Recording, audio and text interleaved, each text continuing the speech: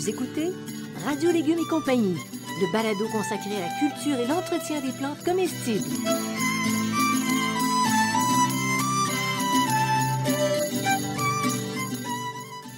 Laitue, Basilic, plantation, poivron, bleuets, pollinisation, haricots, arrosage, fraises, insectes ravageurs et maladies, concombres. fertilisation. Radio Légumes et compagnie, le balado qui vous dit tout pour cultiver et entretenir simplement les plantes comestibles de façon naturelle.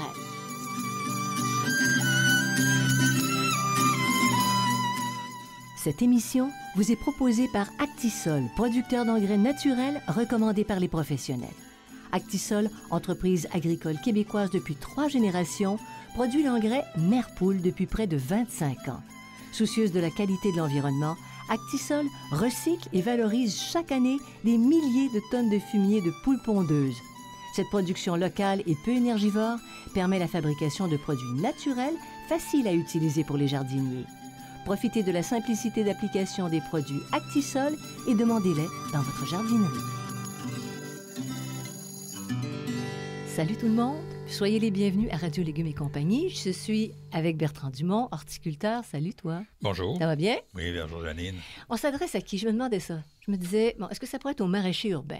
Peut-être. Au maraîcher dans l'âme, au maraîcher en herbe, au maraîcher qui s'ignore et dont l'inconscient projette des rêves de culture formidables? Ça Voilà, se peut-tu? on est parti à matin. parce que je me suis dit, je vais me laisser aller un peu parce que On on va parler d'aspects techniques aujourd'hui. Oui, bon, c'est pour tout le monde. Ben oui, c'est pour tout C'est le pour tout le monde. monde. Je pense pas que c'est tout à fait pour les maraîchers spécialisés, là. J'espère que Non. mes amis horticulteurs apprennent pas grand-chose. Sans ça, on aurait des problèmes. Parce qu'ils s'en savent autant que moi, sinon plus. Donc, il n'y a pas de problème. Mais ça s'adresse un petit peu à tout le monde. C'est ça. Oui. Et là, il va avec des techniques de base, des techniques essentielles, mais que tu vas nous aider à maîtriser. Tu leur prends les cornes, tu leur tords les cornes. Oui, ben, je le maîtrisais, je sais pas, mais au moins, je vais vous démêler ça. OK? Là, on parle aujourd'hui du binage, du sarclage et du paillage. T'es très concept. OK? Ah, tu m'impressionnes. Tout ça, on va démêler tout ça parce que le binage et le sarclage, eh bien, c'est pas la même chose. C'est pas la même chose. Contrairement à tout ce que le monde pense, binage et sarclage sont deux choses. Et attachez vos trucs parce que là, je sens qu'il y en a qui vont se dire, oh là là, il va loin, mais je vais vous expliquer ce que c'est que le binage et pourquoi, ce que c'est que le sarclage et pourquoi. Alors, c'est quoi le binage et pourquoi on le fait? Alors, pourquoi il y a ces deux méthodes différentes? Le binage, lui, c'est pour diffuser l'eau dans le sol. OK, on va y revenir en détail. Et le sarclage, lui, c'est pour enlever les mauvaises herbes. Bon, OK? Sauf que il y a la possibilité de faire les deux en même temps, mais ça demande un peu de technique et une bonne approche. alors ceux qui vont écouter bien Jusqu'à vont la économiser beaucoup de temps. Beaucoup de temps, Parfait. c'est ça. Parfait. Alors, le geste... Bon, qu'est-ce que c'est que le binage? Alors, le binage, Geste horticole essentiel. oui, c'est une technique simple qui consiste à gratter les tout premiers centimètres du sol, et j'insiste sur les tout premiers centimètres du sol. L'objectif du binage, c'est de permettre à l'eau de remonter vers la surface, là où sont les racines. L'eau, on pense toujours que ça coule et que ça descend dans le sol. Mais non, il y a aussi ce qu'on appelle la percolation dans l'autre sens. La percolation, l'eau va remonter. OK? Quand la croûte du sol est fermée, il n'y a pas d'appel d'air, donc l'eau ne remonte pas. Mais quand on casse cette petite croûte de quelques centimètres, et j'insiste, là, l'eau va remonter. Donc, on va aller chercher de l'eau. Et donc, plus il fait chaud, plus on bine et plus ça remonte. Et il y a deux dictons, dont l'un qui dit « qui bine arrose ». Qui bine arrose. Un vieux dicton. Et l'autre qui dit « un binage vaut 2 arrosages Ouais, celle-là. ». Donc, c'est vraiment... Il faut être conscient que c'est vraiment pour faire remonter l'eau par capillarité dans le sol, le binage, et non pas pour enlever les mauvaises herbes. Puis j'aime beaucoup ton explication sur la percolation. Tu sais, un percolateur, Ouais, les anciens percolateurs, ça partait d'en bas puis ça montait en haut. haut. Effectivement. Et l'eau, donc l'eau va, parce que l'eau, elle descend, mais elle va rester dans le sol et on peut aller chercher, c'est pas les grosses quantités, mais c'est parfois les quantités suffisantes pour que la plante ne dépérisse pas. Bon. Alors, on s'y prend comment pour biner? Alors, on va d'abord avec une binette. Bon, binette, OK. Et là, une belle binette. Et là, c'est compliqué. Il faut avoir une belle binette. C'est compliqué parce que sous l'appellation binette, on trouve toutes sortes de choses. OK? Donc, c'est un outil carré avec une lame tranchante. Puis quand je dis lame tranchante, là, les gens qui se servent d'une binette à journée longue, ils affûtent leur binette. OK. OK? C'est vraiment tranchant. Ils vont passer, là, comme on passe sur les couteaux, là, Oui, une c'est ça, ponce. une ponce.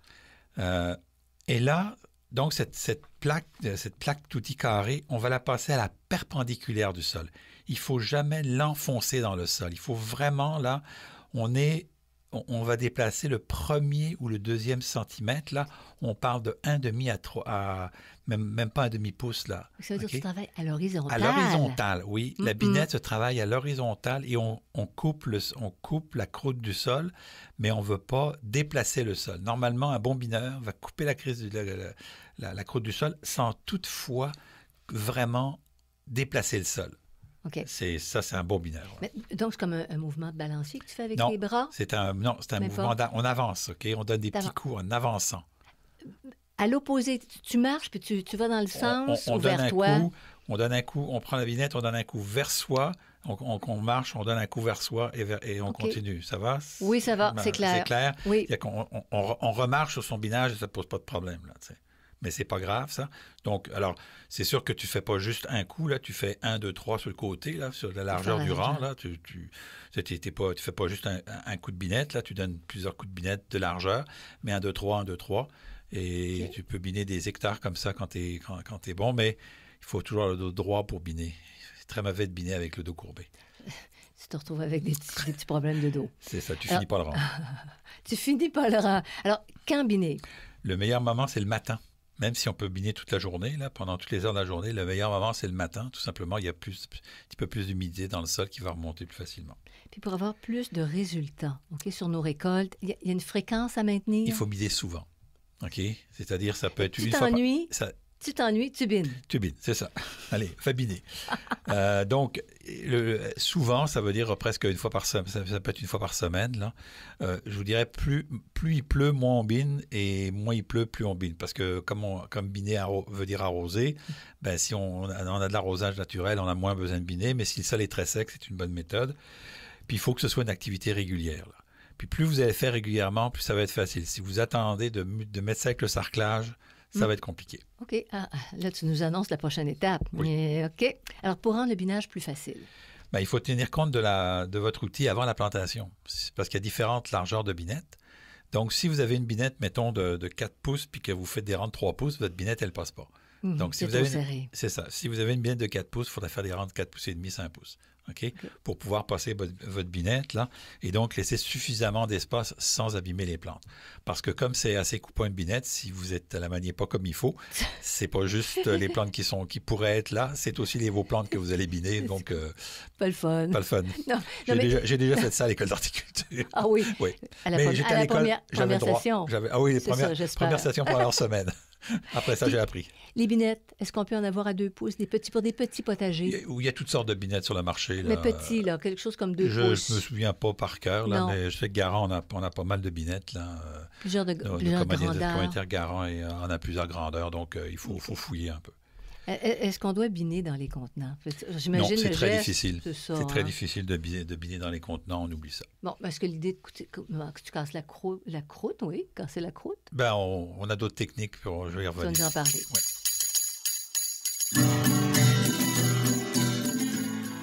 Vous écoutez Radio Légumes et compagnie, le balado consacré à la culture et l'entretien des plantes comestibles.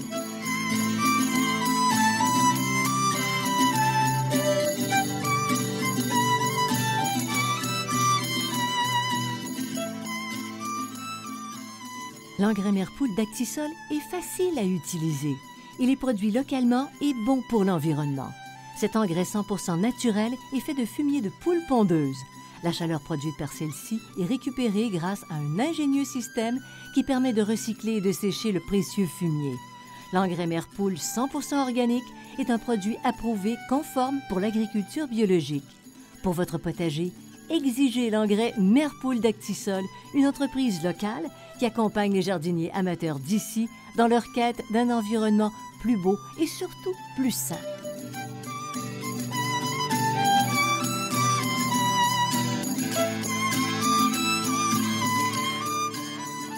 Vous écoutez Radio Légumes et compagnie, le balado consacré à la culture et l'entretien des plantes comestibles.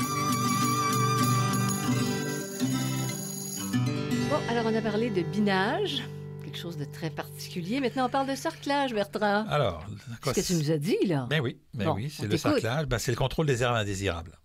OK? Puis je dis bien herbes indésirables, on ne dit plus mauvaises herbes, OK? Mais on non. dit herbes indésirables, Oui. c'est-à-dire qu'elles ne sont pas à la bonne place, OK? Il n'y a pas de bonnes herbes, il n'y a pas de mauvaises herbes, il n'y a rien que des herbes à la mauvaise place, OK? C'est me dire quelqu'un que je connais. Donc, pourquoi est-ce qu'il faudrait enlever ces herbes indésirables? Là, on peut se poser la question des fois, pour éviter tout simplement la compétition pour les nutriments et l'eau entre les plantes, entre nos plantes et les plantes qu'on ne récoltera pas. Oui. OK? Oui. Donc, ça, c'est la première raison. Puis deuxième, c'est plus beau. Tu te trompes pas, pas correct. Ça, on pourrait en discuter. Les gens de permaculture pourraient en discuter avec toi. Ah oui, OK, d'accord. C'est ça. Alors, comment on sarcle? Alors, on sarcle avec un sarcloir. Hein, si on bine avec une binette, on sarcle avec un sarcloir. Mais il y a deux types de sarcloirs. Il y a les sarcloirs à dents, qu'on appelle des cultivateurs, puis des sarcloirs à lames qui ressemblent un peu à des binettes. Okay? Ça ressemble à des binettes? Oui, mais comment tu as des lames là-dessus? Sauf que au lieu que ce soit... C'est une espèce de lame, puis avec un système de... c'est une lame non fixe, une lame légèrement amovible, OK? Malheureusement, elle est à la radio. Si à la télé, je vous les montrerais, ce serait plus facile, mais c'est une petite lame, mais on peut le faire aussi comme ça. Il y a des gens qui ne jurent que par la binette à lame, que par le sarcloir à lame, mais c'est peut-être l'outil le plus intéressant si on veut biner et sarcler en même temps. Ah, tu prendrais le même outil. Oui. Ah, tu nous amènes, là, tu nous moi suggères. non, parce que j'aime quand je bine, j'aime bien biner avec une binette. C'est un geste, je trouve, d'une beauté assez intéressante. Et après, tu vas faire ton sarclage. Puis c'est une griffe, là, c'est des griffes quand on dit à dents. Oui, c'est comme des griffes. C'est trois griffes habituellement. Là, c'est trois petites griffes. Il y en a des droites, il y en a des courbées, il y en a des avec des losanges dessus. Là. Il y a toutes sortes de cultivateurs. Là. Chacun développe... Tu appelles ça un cultivateur. Sarcloir, un cultivateur. Alors, quand est-ce que tu sarcles? On devrait toujours sarcler le matin. Il y a une bonne raison à ça, c'est qu'on va laisser les plantes sur le sol et donc il est inutile de les ramasser. Si vous sarclez le matin et on vous annonce une journée chaude, d'abord, vous ne ferez pas ça dans la journée chaude, donc vous ne serez pas exposé au gros soleil et puis à la soif. Et les plantes, elles, vont dessécher. Et si vous sarclez comme il faut, vous laissez les plantes, qui sont petites, bien sûr, on va revenir là-dessus. La fin de la journée, il n'y en a plus, elles sont sèches. Et 2 jours après, il n'y en a plus. Alors, il ne faut pas attendre qu'elles soient montées en graines, par contre, parce que là ça se réensème. C'est ça l'idée, hein? C'est absolument. La fréquence, c'est le plus tôt possible. C'est-à-dire, dès qu'on commence à avoir des stades de jeunes plants, OK, environ 2-3 cm de haut, 2-3 feuilles, tout de suite, on intervient. Si plus vous laissez monter vos plantes, d'abord, plus elles bouffent de nutriments, plus elles prennent d'eau, donc au détriment des autres, mais plus ça va être difficile à désherber. OK? Donc, vous êtes mieux si vous avez une parcelle qui a tendance à produire beaucoup de mauvaises herbes, OK? De le faire de manière très régulière, OK?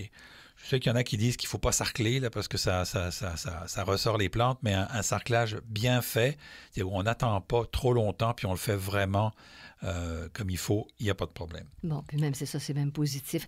Et pour rendre le sarclage facile, aurais-tu des trucs? Comme le binage, on tient compte de l'outil avant la plantation, puis on se laisse suffisamment de place pour passer sans abîmer les plantes. Puis je reviens à nos pots et à nos contenants, parce que pour ceux qui ont des potagers sur les galeries et tout ça, est-ce qu'on doit sarcler aussi dans les contenants? Là, on peut sarcler dans les contenants. Alors là, on ne va pas utiliser d'outils, parce qu'on n'a pas la place. On peut prendre tout simplement un petit bâtonnet, un vieux morceau de tuteur, et on gratte légèrement la partie du sol. Ça enlève les mauvais... ça va faire déchausser, ça va faire déterrer les mauvaises herbes, et ça va remplacer le binage aussi. Donc, on le fait à ce moment-là. Là, on mélange les deux opérations en une seule. Ah, mais là, justement, est-ce qu'on peut réaliser les 2 opérations en une seule, aussi dans le grand potager? Oui, on peut le faire. Donc, si on bine, et c'est là où est-ce que je parlais du bon moment, si on bine... T'as donc une belle bine. Lorsque les herbes indésirables sont au stade jeune, on n'a pas besoin de repasser le sarcloir. Donc, on bine, on va couper... la tige en même temps, puisqu'on est à 1 ou 2 cm dans le sol, on va couper la tige de la plante. Comme c'est une plantule, elle ne résistera pas. Là. OK? Et donc, on coupe les jeunes plantes avec les lames de la binette. Ça, on le fait, mais il faut le faire par temps sec. On laisse les plantules sur le sol et au bout de quelques heures, les plantules sont desséchées puis elles disparaissent en quelques jours. Donc, on peut le faire, mais il faut vraiment le faire au stade plantule des herbes indésirables pour pouvoir réussir. On utilise la même technique que la binette. Le sarcloir à lame aussi est une manière. Moi, je trouve que le sarcloir à lame, ça prend un peu plus de technique. Force. Non, Oui. c'est un peu plus difficile. Oui. Parce que quand on a compris la binette, c'est relativement facile.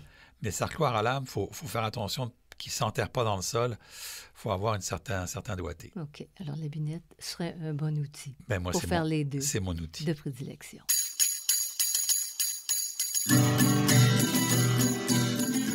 Vous écoutez Radio Légumes et compagnie, le balado consacré à la culture et l'entretien des plantes comestibles.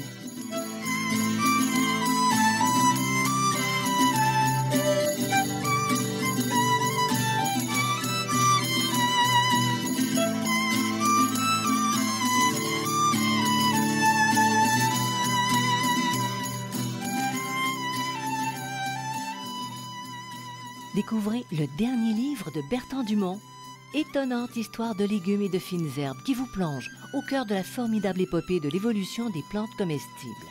Ce livre tout à fait original est vendu en format papier en librairie ou sous forme numérique sur le web.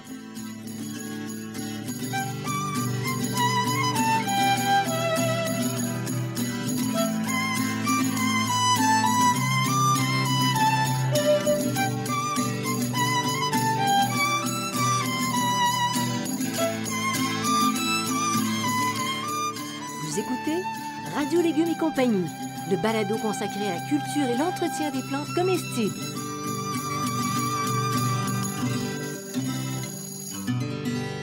Tu nous avais pas remis de parler de paillage. Alors, on a parlé quoi? Binage, sarclage et paillage. Les trois opérations de base. Ben, les trois opérations vont ensemble parce que le paillage... D'abord, le paillage, je vais mettre les choses au clair. Pour moi, le paillage, quand on parle de paillage organique, pour moi, là, c'est une erreur fondamentale. Un paillage, c'est toujours organique. OK? Paillage organique, pléonasme. OK? Tout ce qui n'est pas organique, donc qui ne va pas se dégrader dans le sol, n'est pas du paillis. Et la confusion, elle vient de la traduction en anglais de mulch. Mulch, c'est tous les recouvrements de sol. Mais de la pierre n'est pas un paillage. Du plastique n'est pas un paillage. C'est un recouvrement de sol. C'est pas la même chose. Parce qu'il se décompose pas. Il se décompose pas, OK? Puis si on se souvient que ça vient... Admettons que ça vient de paille. Paillage, ça vient de paille. Admettons pas. C'est ça, hein? Ça vient de paille. Donc, ils mettaient ça autrefois. Alors, si on se souvient de ça, on sait C'est que la ça. paille, ça se dégrade. Ça se dégrade. Hein? Parfait. C'est exactement le premier paillis qu'on a utilisé, c'est de la paille. Paille, paillis, c'est le même mot, OK? Donc, il faut que ça se décompose pour que ce soit... Pour moi, pour que ce soit du paillage, il faut que ça se décompose. Donc, Bon. ça, cette notion-là est importante Oui. pour la suite des choses. Maintenant, la suite des choses. Est-ce qu'il y a des avantages au paillage, au potager? Oui, il y a des avantages. Elle empêche la croissance des herbes indésirables. Et de un, donc plus de binette, Elle plus de réduit, sarcloir. elle réduit les besoins en eau, OK, parce qu'il y a moins d'évaporation au niveau du sol, c'est moins grand, et elle enrichit le sol. Donc, si c'est des pierres, ça ne peut pas enrichir le sol, hein? Oubliez ça. Alors, on n'est pas dans le paillage. On n'est pas dans le paillage. Recouvrement, comme tu disais. Recouvrement de sol. On est dans autre chose. Y a-t-il des inconvénients au potager à Oui, faire il y du a paillage? oui, il y a des inconvénients au potager. Le binage, c'est impossible. OK? Le binage, c'est impossible. C'est impossible, on ne peut pas biner parce qu'on ne peut pas faire remonter l'eau par capillarité. Si on met du paillage, l'eau peut pouvoir remonter un peu si on a beaucoup de vers de terre. Mais si on n'a pas beaucoup de vers de terre dans le sol, l'eau ne remontera pas. Okay? Parce que les vers de terre aussi font un peu de la percolation, là. Donc, on ne peut pas biner. Si pas entièrement décomposé à la fin de la saison, ben, il faut l'enlever pour préparer le sol l'année d'après. Fatigant, ça. Oui. Et Et puis, si on veut fertiliser, ben, il faut avec des engrais granulaires, il faut déplacer le paillis, il faut mettre l'engrais granulaire puis replacer le paillis dessus parce que sans ça, l'engrais granulaire, lui, il ne sera pas en contact avec le sol. Le temps qu'il descende, c'est compliqué. Oui. Okay? À moins qu'on ait bien mis tout ce qu'on veut comme engrais puis ou qu'on utilise l'engrais liquide. Ça va. Cool. Mais ça, c'est un inconvénient pour moi. Correct. Mais ça se fait quand même. Oui, ça se fait quand même, mais c'est parce que tu dis, il faut faire du paillage. Mais c'est parce que ça, comme tout dans la vie, tu as des avantages et des inconvénients. C'est ça. La balance. Donc, ça dépend comment toi, tu gères ton potager. Là. Je ne dis pas qu'il ne faut pas mettre de paillage, puis je ne dis pas qu'il faut en faire. Là. Ce que je dis, c'est qu'il faut que tu saches là, qu'est-ce que tu veux dans la vie, quoi.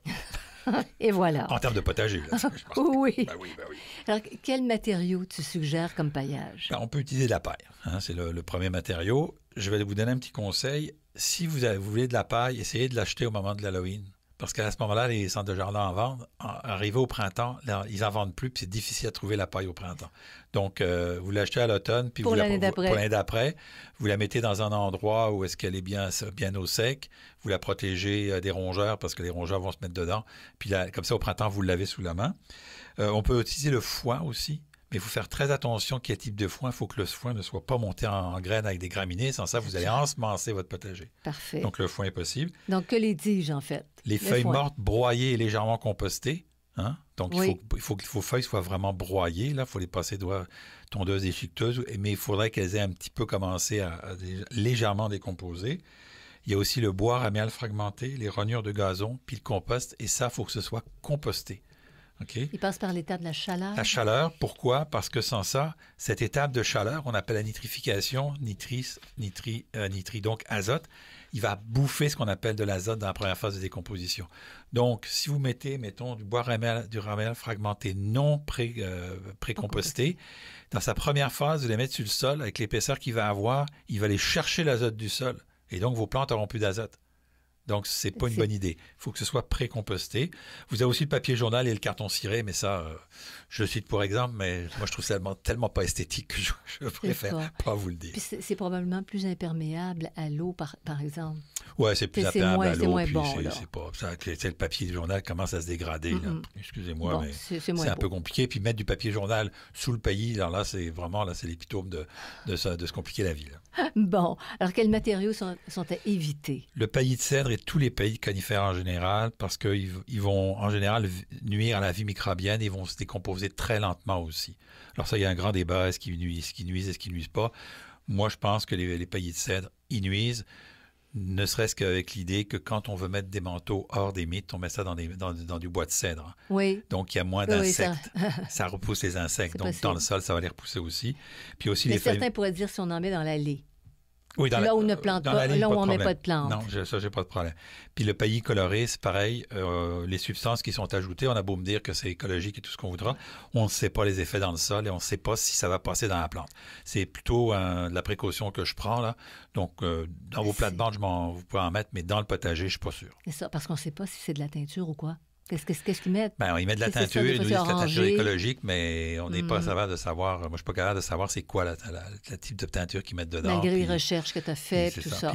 Puis ces effets sur le sol, est-ce qu'il y a des effets délétères sur le sol, la vie microbienne du sol, et quel est l'effet sur les plantes? Ils nous disent qu'il n'y a pas d'effet sur les plantes, mais je n'ai pas assez d'informations pour dire que principe de précaution. Principe de précaution. Par contre, si tu mets ça dans des plates-bandes où il n'y a pas de légumes, sinon, ça, c'est correct. C'est correct. C'est ça, parce que tu ne vas pas manger ça. Alors, la quantité de paillage à installer? Ça va tout dépendre en général du matériau qu'on utilise, mais en général, c'est entre 3 et 5 cm, donc environ 1 à 2 pouces. Mais ce qu'il faut faire, c'est qu'il faut dégager le pied de la plante. OK. Hein? Il ne faut pas que ce soit collé sur la plante. Il ne faut pas que ce soit collé sur la plante. Là. Ça respire. OK, il faut laisser à peu près un cercle de 10-15 cm pour que la plante respire. Parce qu'effectivement, il y a certains pays qui vont étouffer le bas de la plante. Il faut laisser un petit peu là, à cet endroit-là. Puis c'est aussi une bonne idée parce que quand on veut arroser, si on a besoin de faire un arrosage d'urgence, une plante en particulier, l'eau va être tout de suite disponible là, et elle va tout de suite aller aux racines. Bonne réponse. Vous avez 10 sur 10, Bertrand Dumont. Merci. Finalement, est-ce que tu es un partisan de l'utilisation du paillis au potager? Non. Non. Tu nous as fait tout ce baratin-là pour nous dire ça. Oui, je vous dis ça, mais c'est parce que moi, je pense, puisque ce que les gens pensent, c'est deux choses. Moi, j'utilise le paillis uniquement dans une situation pour les tomates. Et ça fonctionne bien. Pourquoi? Parce que les tomates, elles, à cause des maladies qu'on a sur les feuilles, effectivement, le paillis va être intéressant. Et là, j'utilise la paille. J'ai essayé plusieurs affaires. On a eu des écorces de cacao pendant des années. Maintenant, on n'en a plus. Mm-hmm. Et donc, avec la paille, c'est vraiment très efficace. Okay? Mais ça, c'est regrettable. Hein? Oui, c'est regrettable. Parce que ça sentait vraiment bon. Ça avait la couleur de la terre et ça travaillait très bien. Donc, j'en mets uniquement pour les tomates et je mets de la paille. Et je les mets dans les allées entre les planches. Parce que ça, ça me dérange pas, parce que de toute façon, là, ça touche pas. Moi, on travaille avec des petites planches un peu surélevées. Donc, les côtés nocifs, là, ça va juste empêcher les mauvaises herbes. Mais j'en mets pas beaucoup. J'en mets à peine un pouce, là, juste pour que ce soit propre, puis que je ne vais pas nettoyer abîmer mes allées, mais je les mets juste dans les allées. Oui. Pour le reste, tous les tests que j'ai faits, le bois ramial fragmenté, j'en ai utilisé l'année dernière. Au printemps, il y en avait plein dans la plate-bande. Il faut l'enlever, il faut le déplacer. Parce que si on fait la rotation des cultures, c'est compliqué. Donc, moi, j'ai personnellement uniquement du paillis dans les tomates et dans les allées. Et c'est tout. C'est très simple à retenir. Non, c'est pour moi, faites ce que vous voulez, vous, mais j'aime biner. Mais tu aimes biner. Mais le contraire m'aurait étonné parce que pourquoi tu as fait une émission là-dessus? Hein? Ah non, mais non, j'aime biner, j'aime le geste du binage, d'être en contact avec la terre. Le vrai jardinier. Le vrai jardinier. Eh bien, on a passé à travers 3 données techniques importantes, puis on arrive à une conclusion étonnante, et voici qui met fin à notre émission. Oui, mais on a parlé du paillage et du sarclage, puis je suis d'accord pour le binage et le sarclage. Je suis d'accord pour le binage et le sarclage, mais j'ai les bémols pour le paillage. Fait qu'il y a des gens qui pourraient tout faire mettre du paillage au complet et puis pas faire de binage parce qu'ils n'aiment pas ça. C'est chacun, ce que je veux dire par là, chacun trouve son idée puis sa manière de fonctionner. Là, c'est ça qui est important. C'est parfait. Alors, vous allez sur notre page radiolégumes.com. Vous pouvez vous inscrire à l'infolettre. Comme ça, vous savez tout ce qu'il y a de nouveau. Oui. Et vous n'hésitez pas à consulter la banque de balado parce qu'il commence à en avoir plusieurs. Oui, puis vous nous suivez aussi sur Facebook. Là, on a plusieurs dans les groupes de Facebook, sur la page de Radio Légumes de Facebook aussi. Donc, voilà. Pour des questions, ils sont capables de trouver les réponses. Oui. Merci à Actisol, notre commanditaire. Merci à Xavier Gervais-Dumont pour la musique, à son frère Charles pour la technique. Bertrand Dumont, merci. Et vous tous, portez-vous bien. Allez à vos potagers. À bientôt.